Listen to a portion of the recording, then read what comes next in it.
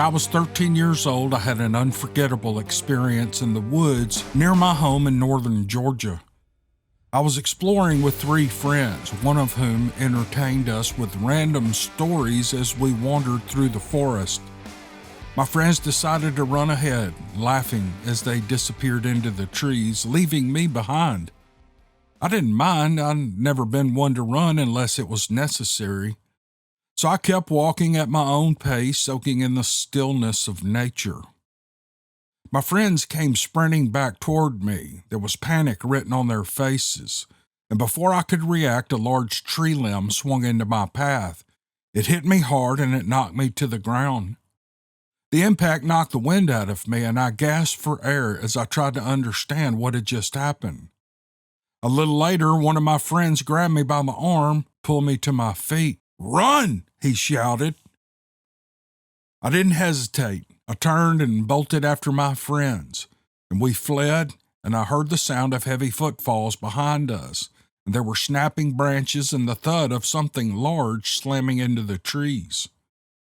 There was also a deep laboring panting, like whatever was chasing us was close. It was way too close. Even now, I have no idea what it was. Was it a Bigfoot or some other creature?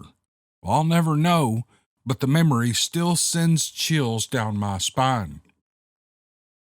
Years later, I moved with my mother to another part of northern Georgia where I now take care of her. One Saturday morning around 6 a.m., I got up early for work. I was half asleep and I threw on my clothes and I stepped outside to lock the door. Just as I turned the key, a sound pierced the stillness. It wasn't a scream or an animal's cry. It was a call, one I'd never heard before. The sound was deep and guttural, and it carried a strange, almost haunting quality, nothing like a human or animal could make. Worst of all, it came from just around the corner of my house next to me. Well, fear washed over me. I was too afraid to investigate, so I locked the door as quickly as possible, and I walked away, pretending I hadn't heard it. For days, that sound lingered in my mind. Its unnatural tone was impossible to forget.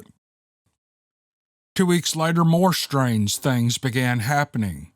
My mother and I found a reddish-brown hair tangled on the side of our fence. Around the same time, my mother managed to take a photo of something standing in the woods. It was watching her and our dogs. Though partially obscured by the trees, the figure was tall and unnerving with a reddish-brown hair.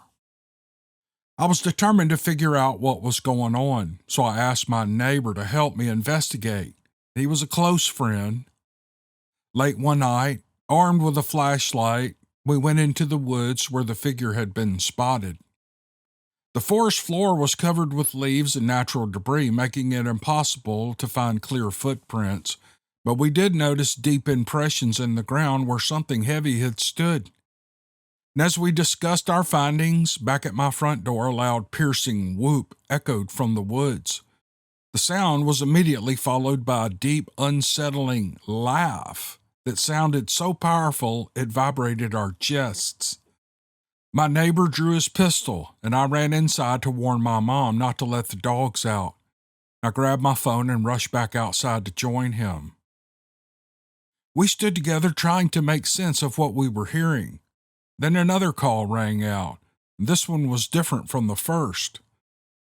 Then came the distinct sound of tree knocks. They were sharp and deliberate, as if something was communicating with us or warning us to stay put. We got the message loud and clear and decided not to push our luck. Since that night, strange activity around our home has become almost normal. We hear clicking sounds, grunts, tree knocks, and calls that vary in pitch and tone. Each sound feels distinct, leading me to believe there's more than one creature in the area. It's as if they're communicating with each other and possibly watching us. Well, I've chosen to keep my name and location anonymous because I don't want anyone disturbing the creatures that seem to share the space with us. If they're peaceful, they'll stay peaceful. For now, we coexist, and we keep a respectful distance. I hope it stays that way. I am a social worker and I spend 90% of my time in my car. On this day, I was driving my Challenger over a mountain pass and I had a 15-year-old client riding shotgun. She was a foster child from Feather County who had been kicked out of her home. The county was small, a pale reflection of the Appalachian settlers. Where I come from, we called Feather County residents hillbillies. Meth was a major export, and as my partner once said, people don't give a damn about kids up here. Partway through our drive, my client asked if she could plug her phone into my stereo. Your old man music is good, but this is a long ride, she said. She was being more than kind. Some of the groups that I listened to had hit their heyday and retired long before she was born. I'm pretty sure that she had never heard of Jimmy Page. The light began to fade as we climbed into Lassen National Park. The road curved at dangerous angles with sheer drops into what seemed like bottomless canyons. The setting sun flickered blindingly between the leaves and needles of trees that flanked the highway, and a deer grazed on the shoulder, and it looked up, startled, as I suddenly slammed on the brakes. The Chevy pickup behind me barked at the bumper of the car, its headlight shining in my rearview mirror, and the driver probably shouting curses at me, but I had no choice. I had to slow down or I would have run straight into the beast that stood up out of nowhere in the middle of the road.